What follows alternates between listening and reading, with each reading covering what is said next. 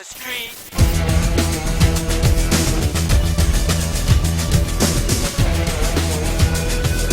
Quick question. When does a gas station in the 21st century serve gasoline at prices of 32 cents a gallon? Hagerty Classic Car Appreciation Day is going on right here. The gas station turns into a time machine going all the way back to the 20s, 30s, 40s, and 50s, specifically on gas prices.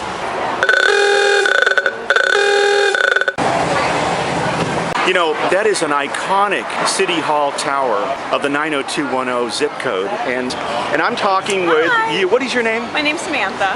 And Samantha, you are here because you are in effect a character actor today, but your fiance is involved with putting this on. Yes, so I'm in character. Yep, yeah. You look like American Graffiti. Yep, so we're letting everyone bring their classic cars, and basically you get to fill up your tank for at the price that gas was the year it was What's made. the lowest price you've seen so far today, or do you know? 32 cents is what I've seen today. So somebody put in 10 gallons of gas at 32 cents a gallon. Yeah. You know, it'd be worth going out and getting an old car just to drive in here and get some gas at the bargain price. We've gotten a lot of people to come by and they have classic cars, and so they've turned around and they're going to bring them on by. Is this the first time this has been done?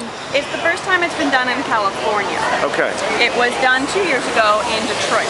Even to the level of, I'm going to pretend like I don't know better, that this is filled with sugar and fatty material. The donuts are so good, some people can come just for the donuts. But now Hagerty is a fun company because if you're a car guy or a car gal, you're in heaven. That's right. 7 days a week. That's right. Everything we do is around collector cars. You know, whether it's insurance, magazine, valuation, all that good stuff. And so today's National Collector Car Appreciation Day, and you know, our goal is to give people an excuse to come out and drive their car and enjoy it. The older the car, the better the deal. That's right. And the cars are happiest when they're driven. All the gaskets, the seals, everything sings when it's operating, and it rots when it's dry. Yeah. So you're saying let it happen. Absolutely. Beverly Hills is really cool. Nobody could argue with that. It's cool around the world, around the nation. You got Santa Monica and Venice Beach and that type of thing. Why Beverly Hills? Well, you know, this gas station, I mean, it's got this iconic look to it. Setting. Well, It's the right setting. In Southern California, you know, anywhere here, you know. Yeah, you can't go wrong. It's car culture. That's true. Now, what do we have? So we could go by the price of gas at the time or the year of the vintage. Yeah, we'll do both. There you go. Okay. So you got this is the oldest car we've had so far. 29 Model A Roadster, and this one was 21 cents a gallon in 1929. You know, 21 cents a gallon was probably, you know, it wasn't cheap, but back then, if you look at what you could buy with 21 cents, that's probably about a cup of coffee or less. No, a cup of coffee would be like 5 cents back then, maybe. Well, but if you think about it, actually, you know, the price of gas right now relative to a person, the average hourly wage, it's actually cheaper than what it was historically. Okay, You know, so today we're doing relative to better than we think. Yeah, we're doing better than we think. I mean, Okay. of course, we'd love to see cheaper gas. All right, But so here what you price got is gas for this guy? You got this 55 Chevrolet, 29 cents a gallon, so not much difference. That's amazing, from 29 to Until 55. So Wow. that tells you, as time went on, gas got relatively less expensive. Right. And that's why we got the big V8 gas guzzlers by the 60s. That's the 54 Oldsmobile. Yeah, Okay. so 29 cents. Same price, yeah. Okay, look at the pride under there. I mean, That's the Oldsmobile rocket. Rocket Four-barrel car, V8. big dude. Yes. Don't make them like this.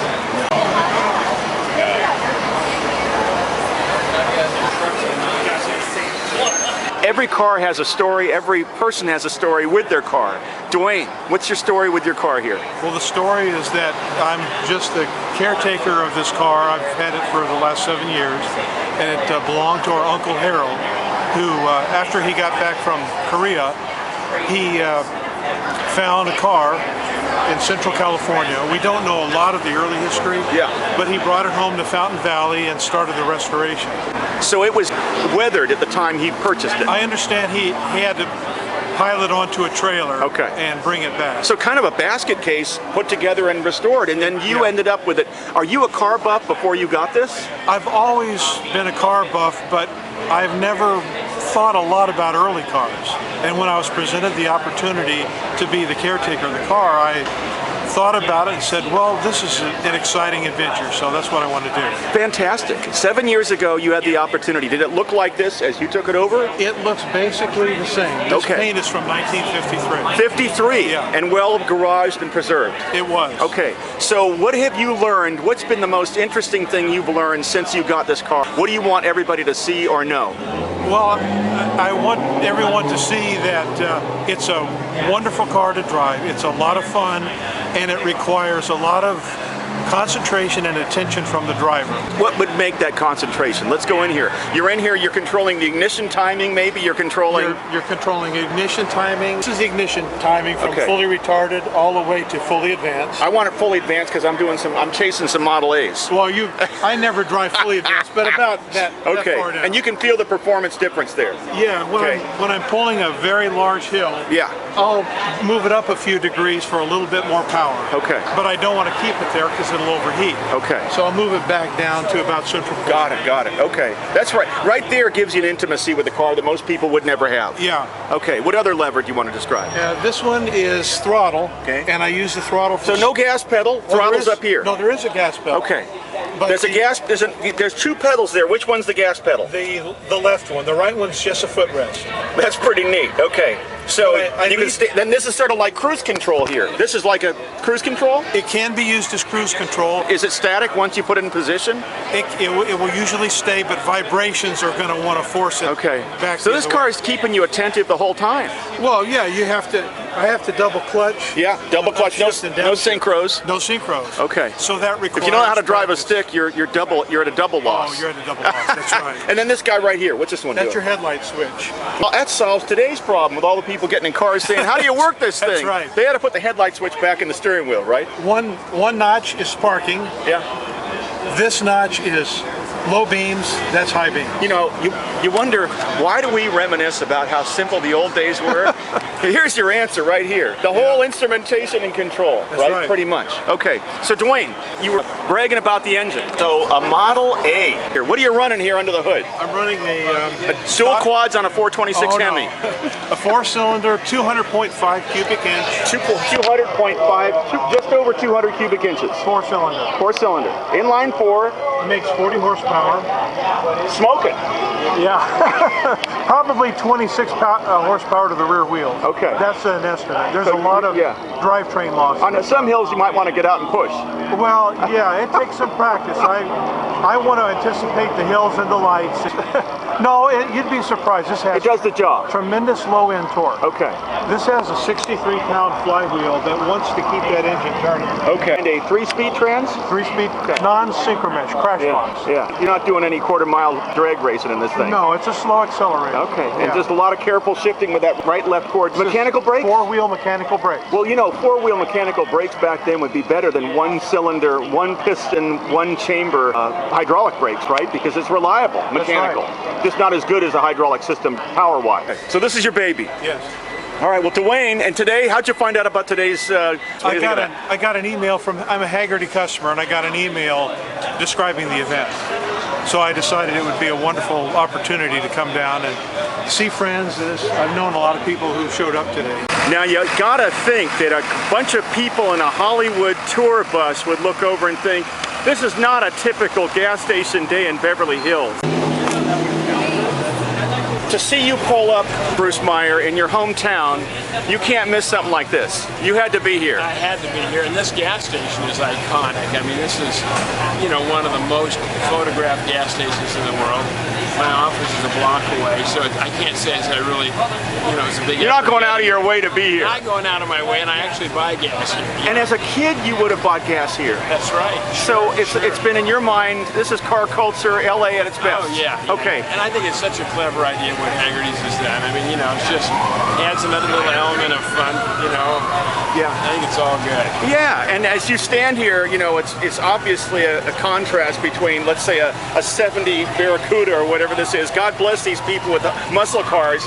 You sit next to this thing, the ultimate barnyard find. You know, you come in here and you have a story. This story is, you saw this, you wanted it. Sure, What's the story? Yeah, I was in France at Retromobile in 1998, And a fellow named, a very famous French restorer, Jean Lecoq, had started the restoration. I tried to buy it in '92, and he wanted to finish the restoration, and for himself.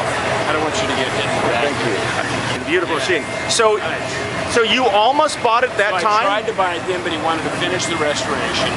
And then then it went to a museum in Austria, and I bought it probably 5 years ago at an auction. Did you stumble upon it, or did you seek it? No, I didn't seek it. I just stumbled upon it. Oh my God, that's the car. This is an early Ventoux. It's a Jean Bugatti design. Yeah. It was one of what they call stunning. Restoration is 25 years old. So, it's restoration is part of season, and we drive it. So we sent it back to Scott Sargent in New Hampshire, and he kind of redid it for us. So you're driving a fully restored, immaculate vehicle, and you're saying we're not trying to hide it in a museum and put it away. No, the drive is the best part.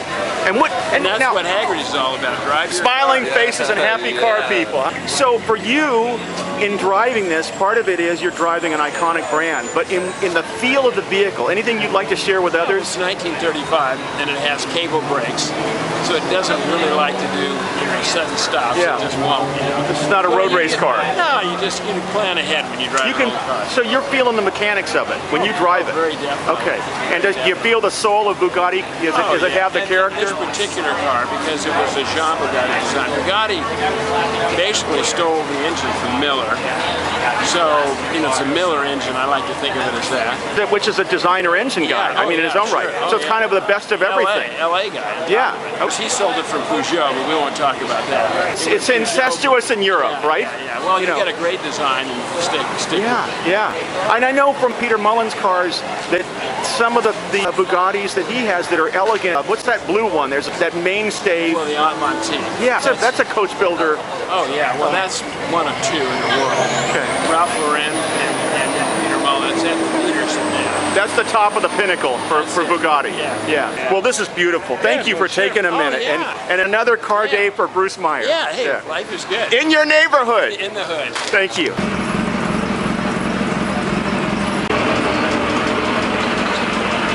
So right here on the corner of Santa Monica Boulevard and Crescent Drive in Beverly Hills, you get to go back in time and celebrate when fuel prices were remarkably low and cars were remarkably cool. Cars continue to be cool, but gas prices have certainly gone up. Hagerty brings a celebration of wheels and a celebration of driving older cars right here in Beverly Hills. Keeping your car wise. I'm Steve Ford, the Car Guy.